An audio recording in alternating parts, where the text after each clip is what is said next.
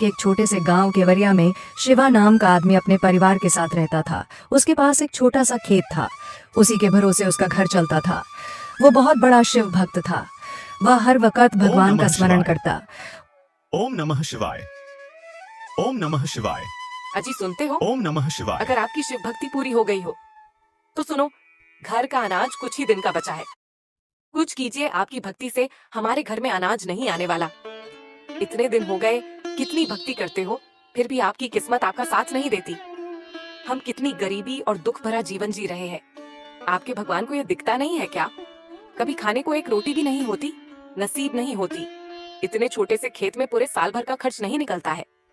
आपको कुछ और काम ढूंढ लेना चाहिए। अरे भाग्यवान, तुम इतना चिंता क्यों करती हो? मुझे अपने भगवान पर पूरा भरोसा है। उसके घर में देर है अंधेर नहीं। आज या कल हमारा भी अच्छा वक्त आ ही जाएगा। तुम बस थोड़ा सब्र करो। घर में खाने के लिए अनाज नहीं है और आप कहते हैं सब्र करो। क्या फायदा ऐसी भक्ति का? जरा बच्चों की तरफ देखिए, उनके कपड़े फट चुके हैं। न के लिए नए कपड़े लेने के लिए भी हमारे पास पैसा नहीं है। जब दूसरे बच्चों के साथ खेलने जाते हैं तब उनका दिल कितना दुखता होगा। जरा सोचिए, मैं दंग आ चुकी हूँ ऐसे जीवन से। अपनी पत्नी कमला की बड़बड़ सुन सुनकर शिवा तंग आ जाता है और चुपचाप घर से बाहर चला जाता है और बाहर जाकर एक पेड़ के नीचे बैठकर भगवान का नाम स्मरण करने लगता है। ओम नमः शिवाय। ओम नमः शिवाय। तभी वहां गांव का एक आदमी आता है और बोलता है, अरे शिवा, अच्छा हुआ तुम यहीं पर मिल गए। मेरे पास तुम्हारे लिए एक काम है। मुझे कुछ जरूरी काम से तुरंत ही शहर जाना है और मेरी गाय को संभालने वाला कोई नहीं मिल रहा। क्या तुम मेरे लिए मेरी गाय का 2-3 दिन के लिए ख्याल रखोगे? उसके लिए वैसे तुम्हें थोड़े से पैसे दे सकता हूँ। और वो आदमी अपनी गाय और थोड़े से पैसे शिवा को देकर वहां से शहर की ओर चला जाता है और शिवा उस गाय को लेकर अपने घर की ओर निकल जाता है और उसी पैसे से शिवा थोड़ा सा अनाज भी खरीद लेता है। जैसे ही वो घर पहुंचता है, उसके साथ एक गाय और हाथ में थोड़ा सा अनाज देखकर कमला बोलती है, अरे किसकी गाय उठा ले आए और साथ में अनाज भी लेकर आए हो? इसके लिए पैसे कहाँ से मिले? अरे भाग्यवान, थोड़ा सब्र करो, सब बताता हूँ। पहले इस गाय को बांध कर आता हूँ। शिवा गाय को अपने घर के सामने बांध देता है और उसे थोड़ा सा चारा डाल देता है और बोलता है, अरे वो अपने पड़ोस का किशन है ना, उसको शहर में कुछ जरूरी काम आ गया था। उसे शहर जाना था, लेकिन उसकी गाय को संभालने वाला कोई नहीं था। इसलिए उसने मुझे कुछ पैसे दिए और कहा कि 2 दिन में वापिस आ जाऊंगा। तब तक मेरी गाय का ख्याल रखना। उसी पैसे में से थोड़ा अनाज लेकर आया। अच्छा हुआ, नहीं तो आज भी भूखा सोना पड़ता। इतने से अनाज में 2 दिन 3 दिन तो निकल जाएंगे, लेकिन उसके बाद का कुछ सोचो। अरे कमला, तुम इतना क्यों फिक्र करती हो? मेरे भगवान पर भरोसा रखो, सब ठीक हो जाएगा। भगवान भगवान करने से कुछ ठीक नहीं होगा। आज भी भगवान भगवान करते रह जाते। पर भला हो किशन भैया का, जो उनको शहर जाना पड़ गया, नहीं तो बस आज भी बिना खाए ही सोना पड़ता। हम तो भूखे रह लेंगे, पर बच्चों का क्या? उनका तो ख्याल करो। शिवा कुछ नहीं बोलता और घर के बाहर जाकर गाय की देखभाल करने लगता है और रात में वो उसी गाय के पास चारपाई डालकर सो जाता है और आधी रात में उसे कुछ कदमों की सरसराहट सुनाई देती है, जिससे उसकी नींद खुल जाती है और वो उठ जाता है। तभी वो देखता है कुछ लोग एक घर की डकैती करने के लिए जा रहे होते हैं और शिवा यह देख लेता है। जैसे ही वो लोग डकैती करने के लिए घर के अंदर घुसते हैं, शिवा जोर जोर से चिल्ला चिल्लाकर सारे गांव वालों को जगा देता है और उन डकैतों को पकड़वा देता है। शिवा बेटा, मैं तुम्हारा जितना धन्यवाद करूं उतना कम है। आज तुम ना होते तो लोग मेरे घर में रखा हुआ सारा धन चुरा लेते। मैंने बड़ी मेहनत करके अपनी बेटी की शादी के लिए जमा पूंजी की है। 2 दिन बाद उसकी शादी है। अगर आज चोरी हो जाती तो मैं कहीं मुंह दिखाने के लायक नहीं रहता। मैं पूरी तरह से बर्बाद हो जाता। मेरी बेटी की शादी टूट जाती। आज तुम्हारी वजह से सब कुछ ठीक है। भगवान तुम्हें खुश रखे बेटा। मैं तुम्हें कुछ देना चाहता हूँ बेटा। अरे नहीं नहीं चाचा, मुझे कुछ नहीं चाहिए। हम सब गांव वाले एक दूसरे का परिवार ही तो है। हम एक दूसरे की मदद नहीं करेंगे तो कौन करेगा? मुझे इसके बदले कुछ नहीं चाहिए, ये तो मेरा फर्ज है। नहीं बेटा, आज तुम नहीं होते तो मैं कहीं का नहीं रहता। आज तुम्हारी वजह से ही चोरी रुकी है। मेरा मन रखने के लिए ये थोड़े से पैसे मेरा आशीर्वाद समझ के रख लो। और शिवा वो पैसे रख लेता है। सारे गांव में शिवा की तारीफ होने लगती है। सब लोग शिवा के बारे में बात कर रहे होते हैं। अरे भाई, तुम्हें पता है कल रात शिवा ने गजब ही कारनामा कर दिया। कल शिवा ना होता तो रमेश भाई के घर चोरी हो जाती और उनकी लड़की की शादी के लिए जो जेवर और दहेज था सब चोरी हो जाता। बहुत बड़ा अनर्थ होने से बच गया। हाँ भाई, तुम बिल्कुल ठीक कह रहे हो। शिवा ने बड़ी बहादुरी का काम किया है। पास बैठा हुआ केशव ये सारी बातें सुन रहा होता है। उसकी चाय की दुकान होती है। केशव को बहुत गुस्सा आता है। दरअसल एक बार शिवा ने केशव को एक दुकान में चोरी करते हुए रंगे हाथ पकड़वा दिया था। केशव की बहुत बदनामी हुई थी। तब से केशव शिवा से बहुत जलता है और हमेशा अपनी बेइज्जती का बदला लेने की फिराक में रहता है। इस शिवा का नाम सुनते ही मेरा दिमाग गर्म हो जाता है। ये लोग इसकी बड़ाई यही आकर क्यों कर रहे हैं? शिवा ने मेरे साथ जो किया है वो कभी नहीं भूलूंगा। मेरी अच्छी कमाई हो रही थी। शिवा की वजह से मेरे ग्राहक भी टूट गए और मेरे गांव में इज्जत भी चली गई। मैं एक दिन अपनी बेइज्जती का बदला जरूर लूंगा। एक दिन शिवा और उसकी पत्नी कमला खेत में जाने के लिए निकल रहे होते हैं। तभी उनका बेटा साथ आने की जिद करने लगता है और वो अपने दोनों बच्चों को साथ लेकर खेत जाते हैं। दोनों पति पत्नी खेत में काम कर रहे होते हैं और दोनों बच्चे खेल रहे होते हैं और तभी अचानक वहां एक सांप आ जाता है और शिवा के बेटे को काट लेता है। बेटे के चिल्लाने की आवाज सुनकर शिवा और कमला दोनों दौड़कर है और देखते हैं कि उसके बेटे को सांप ने काटा है। हे भगवान, ये क्या हो गया? मेरा बच्चा, मेरे बच्चे ने किसी का क्या बिगाड़ा है? मेरे बच्चे के साथ ऐसा क्यों हुआ? अब क्या होगा? मैं क्या करूं? आप देख क्या रहे हैं? आप कुछ कीजिए ना। शिवा और कमला का शोर सुनकर आसपास के खेत के लोग भी वहां जाते हैं और शिवा से कहते हैं, शिवा सुनो, जल्दी से जाओ, हमारे गांव के वैद्य जी को बुलाकर लाओ, नहीं तो अनर्थ हो जाएगा। शिवा जाता है और जब जाकर देखता है तो गांव के वैद्य जी दूसरे गांव गए होते हैं। शिवा बहुत परेशान हो जाता है और उसे समझ में नहीं आता है। उसे लगता है कि वो उसके बेटे को खो देगा और हताश होकर शिवा मंदिर में चला जाता है और बोलता है, आज मुझे तुम्हें भगवान कहने में शर्म आ रही है। आज मेरा भरोसा तुमसे उठ गया है। अगर भगवान तुम्हारी तरह होते हैं तो मुझे नहीं चाहिए ऐसे भगवान। मुझे ऐसे भगवान की कोई जरूरत नहीं। जो दुश्मन भी नहीं करता तुमने मेरे साथ वो किया है।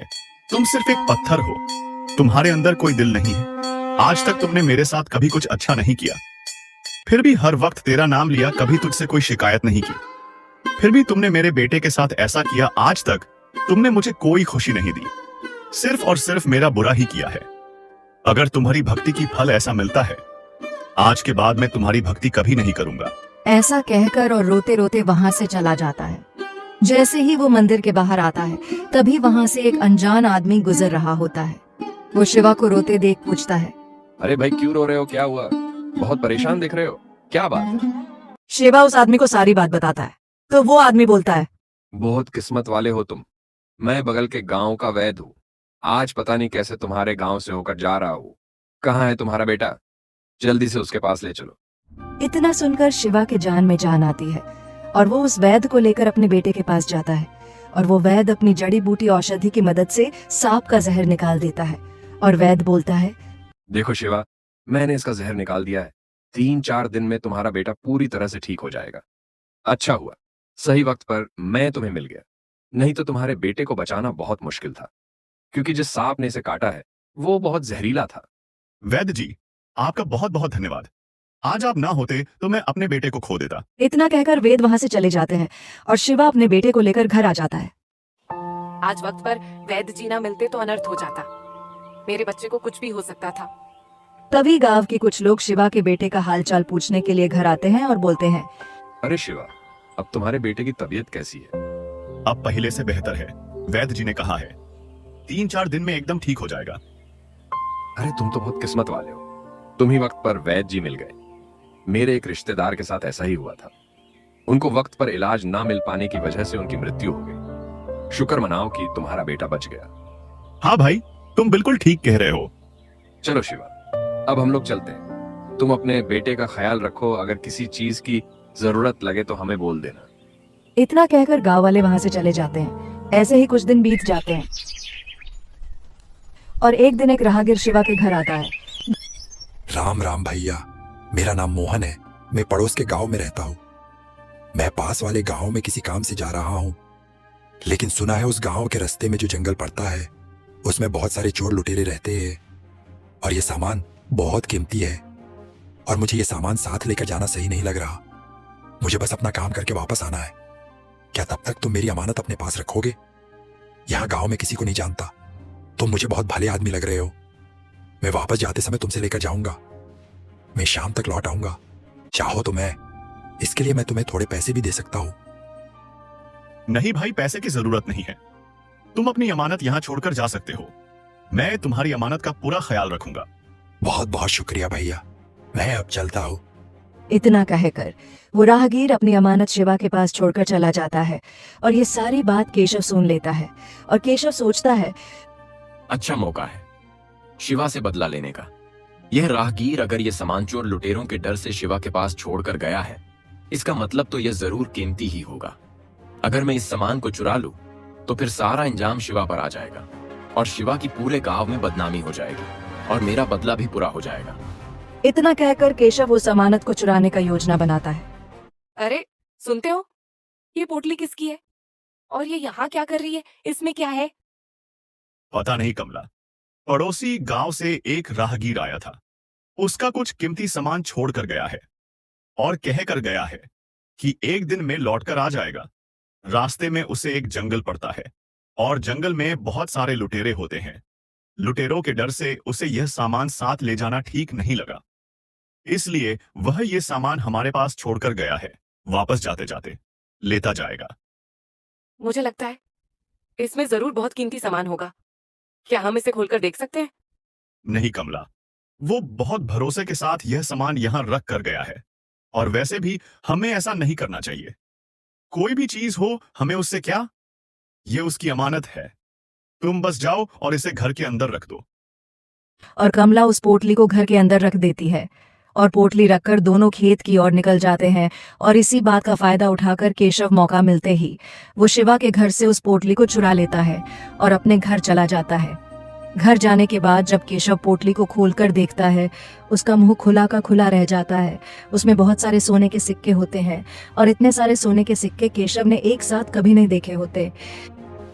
अरे बाप रे, इतने सारे सोने के सिक्के मैंने तो अपनी जिंदगी में नहीं देखे। अब तो मैं गांव में सबसे अमीर आदमी बन जाऊंगा। ये तो कमाल हो गया। अब मुझे चाय बेचने की कोई जरूरत नहीं और किसी को पता भी नहीं चलेगा और सारा इंतजाम शिवा पर आ जाएगा। हे ऊपर वाले, तेरा लाख लाख शुक्रिया, तूने मेरी सुन ली। मैंने सिर्फ सुना था कि देने वाला जब भी देता है छप्पर फाड़ के देता है। आज देख भी लिया। जी सुनते हो, वह पोटली कहीं दिख नहीं रही है जो आपने मुझे रखने के लिए दी थी। ऐसे कैसे हो सकता है? कमला जरा ठीक से देखो, यही कहीं होगी। कहीं भी नहीं मिल रही। मैंने पूरा घर छान मारा। ऐसा मत बोलो कमला। वो आदमी आएगा तो मैं उसे क्या जवाब दूंगा? उसने कितने विश्वास के साथ मुझे रखने के लिए दी थी। अब मैं उसे क्या मुंह दिखाऊंगा? इधर केशव सोने के सिक्के बेचने के लिए शहर जाता है। एक सिक्के के बदले सोनार केशव को अच्छे पैसे देता है। केशव पैसे लेकर बहुत खुश हो जाता है और अपने घर आ जाता है। सुनिए जी, 2 दिन हो गए, अभी तक वो आदमी नहीं आया। हाँ कमला, मैं भी वही सोच रहा हूँ। अब तक वो आदमी क्यों नहीं आया? अब तक तो उसे आ जाना चाहिए था। क्या पता कहीं उस बेचारे के साथ कुछ भला बुरा तो नहीं हो गया। मुझे तो कुछ समझ में नहीं आ रहा। अच्छा हुआ जो नहीं आया। आप उसकी चिंता करना छोड़ दीजिए। वैसे भी उसकी अमानत हमारे पास नहीं है। वो अगर नहीं आए तो अच्छा होगा। ऐसा मत बोलो कमला, पता नहीं बेचारा किस हाल में होगा। अगर आ जाता तो मैं उससे माफी मांग लेता। इधर केशव चाय की दुकान पर आना बंद कर देता है और झोपड़ी से अच्छा सा घर बना लेता है। पूरे गांव में उसके नाम की चर्चा होने लगती है। लोग आपस में बात कर रहे होते हैं। अरे इस केशव को क्या हुआ है? इसने दुकान भी बंद कर दी, घर भी बना लिया। इसके पास इतने पैसे कहाँ से आ रहा है? कुछ तो गड़बड़ लग रही है। हाँ, मैंने भी देखा है। आजकल बार बार शहर जाना आना लगा रहता है। पता नहीं क्या कर रहा है। लगता है दाल में कुछ काला है। शिवा अपने खेत में बुवाई सिंचाई सब कर देता है और कुछ ही दिनों में देखते ही देखते इस साल की फसल बहुत अच्छी होती है। सारे गांव में उसकी फसल के चर्चे हो जाते हैं कि इस साल उसकी फसल सबसे ज्यादा अच्छी आई है। शिवा भी बहुत खुश होता है। आखिरकार भगवान ने हमारी तरफ देख ही लिया। कितने सालों में पहली बार इतनी अच्छी फसल आई है, जो कि सारे गांव में सबसे अच्छी है। इस बार अच्छी फसल की वजह से हमारे अच्छे दिन आ जाएंगे। सब ठीक हो जाएगा। देखते ही देखते फसल काटने का वक्त हो जाता है। फसल काट दी जाती है और रात होने की वजह से फसल को काटकर एक जगह खेत में ही रख दिया जाता है। कमला तुम घर जाओ, मैं आज फसल के पास ही रहूंगा। इतनी अच्छी फसल हुई है, रात भर यहाँ पड़ी रहेगी।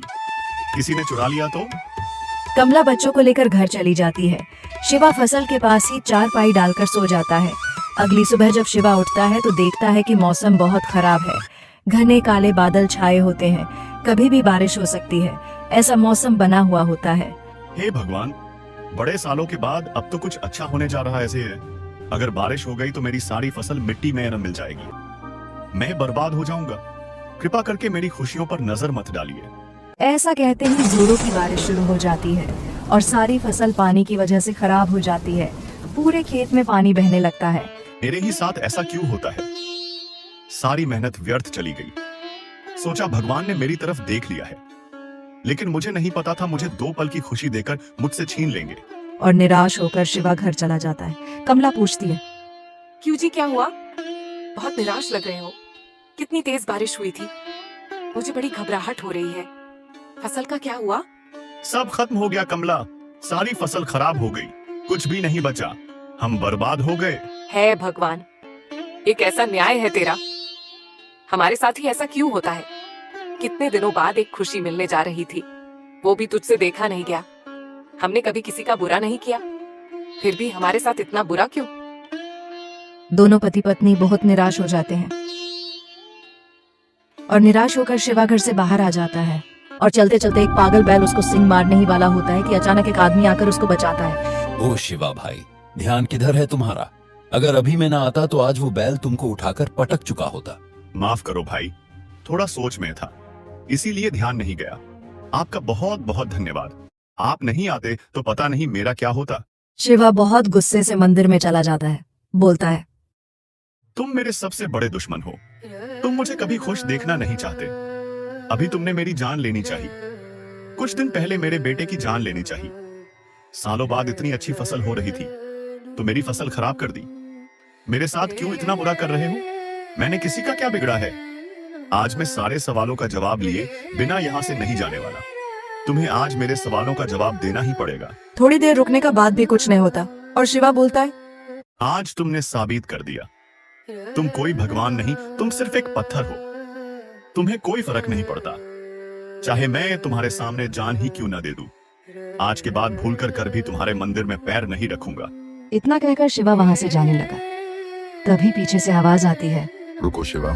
शिवा मुड़कर देखता है तो साक्षात भगवान उसके सामने होते हैं। शिवा भगवान को अपने सामने देख फूट फूट कर रोने लगता है। भगवान उससे कहते हैं, ऐसे नाराज होकर मत जाओ। क्या हुआ है जो तुम इतने नाराज हो और मुझे इतना दोष दे रहे हो? मैंने तुम्हारे साथ क्या किया है? तुम्हें नहीं पता तुमने क्या किया है? तुम तो भगवान हो ना, सब जानते हो, फिर भी मुझे पूछ रहे हो। हाँ, फिर भी मैं तुमसे जानना चाहता हूँ कि आखिर किस बात के लिए तुम मुझे दोषी कह रहे हो? तुमने मेरे साथ सिर्फ और सिर्फ बुरा ही तो किया है। बचपन से लेके आज तक मेरे साथ कभी कोई अच्छा नहीं हुआ, सब बुरा ही बुरा हुआ है। मैं बचपन से तुम्हें मानता आ रहा हूँ, तुम्हारी भक्ति करता आ रहा हूँ। इसके बदले तुमने मुझे क्या दिया? सिर्फ और सिर्फ दुख और तकलीफ के सिवा मुझे मिला क्या है? मुझे कभी सुख नसीब नहीं हुआ। मैंने तुम्हारी इतनी भक्ति की, तुमने मेरे बेटे की जान लेने चाहिए। मेरा बेटा मरता मरता बचा है। इस बार अच्छी फसल होने वाली थी, मुझे लगा आखिरकार मेरे साथ कुछ अच्छा होने वाला है, लेकिन मेरी वो खुशी भी तुमसे देखी नहीं गई। तुमने बिन मौसम बारिश कराकर मेरी सारी फसल खराब कर दी। मेरी सब मेहनत पे पानी फिर गया, उससे भी तुम्हारा पेट नहीं भरा। तो तुमने मेरी जान लेने चाहिए और मेरे पूरे परिवार को अनाथ करना चाहा। इससे बुरा किसी के साथ और क्या हो सकता है? इतना सब करने के बाद भी पूछते हो कि मैंने क्या किया है? शिवा, तुम मनुष्य केवल वही देखते हो जो तुम्हें दिखता है, उसकी पीछे की वजह नहीं दिखती। तुमने भगवान को कभी समझा ही नहीं कि भगवान क्या है। भगवान कभी अपने भक्तों का बुरा नहीं करते, जो भी करते हैं उसके अच्छे के लिए करते हैं। और मैंने जो भी किया उसमें तुम्हारा ही भला था, तुम्हारा ही अच्छा था। तुमने मुझे बर्बाद करना चाहा, मेरी और मेरे बेटे की जान लेने चाहिए और कहते हो मेरे अच्छे के लिए। भला इसमें मेरा क्या अच्छा हो सकता है? वही बातों मैं तुम्हें समझाने की कोशिश कर रहा हूँ कि ये जो कुछ भी तुम्हारे साथ हुआ है तुम्हारे भले के लिए हुआ है। मैं मेरे भक्त को कभी भी अकेला नहीं छोड़ता। मुझे उसकी सारी तकलीफ दिखती है और उनकी सहायता के लिए भी आता हूँ। मैंने हर बार तुम्हारी सहायता की है, हर मुसीबत से तुम्हें बचाया है, याद करो, जब तुम्हारे घर में अन्न का दाना तक नहीं था, तुम्हारे यहाँ गाय रखकर तुम्हें पैसे देने वाला मैं ही था। नहीं तो उस दिन तुम्हारा परिवार भूखा रह जाता। यहाँ तक कि जिस दिन तुमने चोरों को पकड़ा, उस दिन भी तुम्हारे द्वारा चोरों के पकड़े जाने पर तुम्हें पैसे देने वाला मैं ही था। जब तुम्हारे बेटे को सांप ने काटा था, वो एक ऐसा सांप था जिसके काटने से तुम्हारा बेटा बिल्कुल भी नहीं बचता। गांव में तुम्हें वैद्य नहीं मिला। उस दिन जब तुम मंदिर में मुझसे झगड़ा करके जा रहे थे, तभी तुम्हारे गांव के मंदिर के बाहर तुम्हें जो वेद मिला था, वो मैं ही था। मैंने ही तुम्हारे बेटे के शरीर में से जहर निकालकर उसकी जान बचाई है। नहीं तो तुम्हारा बेटा आज तुम्हारे पास नहीं होता। और याद करो, बारिश होने की वजह से तुम्हारी फसल खराब हो गई थी। माना तुमने फसल के लिए बहुत मेहनत की। तुम्हारी फसल देखकर पूरे गांव के लोग तुमसे जलने लगे थे। उनमें से ही एक आदमी केशव ने तुम्हारी फसल में जहर डाल दिया था। दूसरे दिन वही गेहूं घर ले जाकर तुम उसकी रोटियां बनाकर खाते, तो तुम्हारा पूरा परिवार मर जाता। इसीलिए मैंने बारिश करवाकर उस फसल को ही नष्ट कर दिया। जब बैल तुम्हें टक्कर बाद मारने वाला था, तब भी तुम्हारी जान जाने वाली थी। लेकिन बीच में जिस आदमी आकर तुम्हें बचाया था, वो मैं ही था। और तुम कहते हो कि मैंने तुम्हारे साथ बुरा किया है। मैंने कभी अपने भक्त का बुरा नहीं चाहा, हर वक्त तुम्हारी मदद ही की है, बुरे समय से तुम्हें बचाया है। शिवा चुपचाप भगवान की बातें सुन रहा होता है, कुछ बोल ही नहीं पाता। उसको सारी बातें समझ में आ जाती हैं कि उसके साथ जो हुआ, उसके पीछे ये सारी वजह थी, और उसने बेवजह ही भगवान को दोषी करार दिया था। शिवा भगवान से कहता है, मुझे माफ कर दीजिए प्रभु, मुझसे भूल हो गई। मैंने गुस्से में ना जाने आपको क्या क्या बोल दिया। मुझे माफ कर दीजिए, मैं आपको समझ ही नहीं पाया। शिवा, मैंने तुम्हें माफ कर दिया है। मैंने तुम्हारा साथ कभी नहीं छोड़ा और कभी छोड़ूंगा भी नहीं। तुम्हारा संघर्ष भरा जीवन यही समाप्त होता है। आगे तुम्हारा जीवन उज्जवल ही उज्जवल है। तुम निश्चित होकर जाओ और ऐसी ही ईमानदारी के साथ अपना कर्म करो, सब ठीक हो जाएगा। ऐसा कहकर भगवान अदृश्य हो जाते हैं। शिवा बहुत खुश हो जाता है कि उसे साक्षात भगवान के दर्शन हुए हैं, और दुखी भी होता है कि उसने गुस्से में आकर भगवान से क्या क्या कह दिया। शिवा वहाँ से घर चला जाता है और अपनी पत्नी को सारी घटना बताता है। शिवा की पत्नी उसे कहती है, मुझे भी माफ कर दीजिए, मैंने भी आपको काफी बुरा भला कहा। जब जब आप ईश्वर की भक्ति करते थे, मैं आपको टोका करती थी, लेकिन आज अगर ईश्वर ना होते तो हम भी ना होते। जो हुआ उसे भूल जाइए, सब हमारे भले के लिए हुआ है। अब हम नए तरीके से अपना जीवन की शुरुआत करते हैं और खूब मेहनत करेंगे। शिवा और कमला अपने काम में लग जाते हैं। शिवा खेत में बहुत मेहनत करता है और उसकी पत्नी कमला सब्जी बेचने जाती है। सब कुछ ठीक चल रहा होता है। शिवा और कमला खुशी से अपना जीवन जी रहे होते हैं। तभी एक दिन अचानक उनके घर पुलिस आती है और शिवा से पूछती है, ये केशव किधर रहता है? क्या हुआ साहब? केशव तो मेरे सामने वाले घर में ही रहता है। फिर पुलिस केशव के घर चली जाती है और केशव के घर से एक पोटली बरामद कर लेते हैं जिसमें सोने के सिक्के होते हैं। केशव पकड़ा जाता है। जैसे ही शिवा पोटली को देखता है तो समझ जाता है कि उसके घर से यह पोटली केशव ने चुराई थी। शिवा को पुलिस के द्वारा पता चल जाता है कि जो राहगीर उसके घर पोटली देने आया था, वो बहुत बड़ा अपराधी था और शहर से उसने किसी बड़े व्यापारी से वह पोटली चुरा कर लाई थी। शहर के सोनार द्वारा पुलिस को केशव के बारे में पता चलता है। शिवा सब समझ जाता है कि अगर वह पोटली केशव ने चोरी नहीं की होती तो सारा इल्जाम शिवा पर ही आ जाता। वह अपनी पत्नी से कहता है, देखा कमला, यहाँ भी भगवान ने चमत्कार दिखा दिया। भगवान का लाख लाख शुक्र है जो पोटली चोरी हो गई थी। जो होता है अच्छे के लिए ही होता है। अगर पोटली केशव नहीं चुरा था तो शायद केशव की जगह आज मैं जेल में होता और गांव में भी बदनामी होती, वो अलग। हाँ जी, आप बिल्कुल सही कह रहे हो। जो होता है वो अच्छे के लिए ही होता है। केशव को अपने किए की सजा मिली है। हमने कभी किसी का कुछ नहीं बिगाड़ा, इसीलिए ईश्वर ने सदैव हमारी रक्षा की है।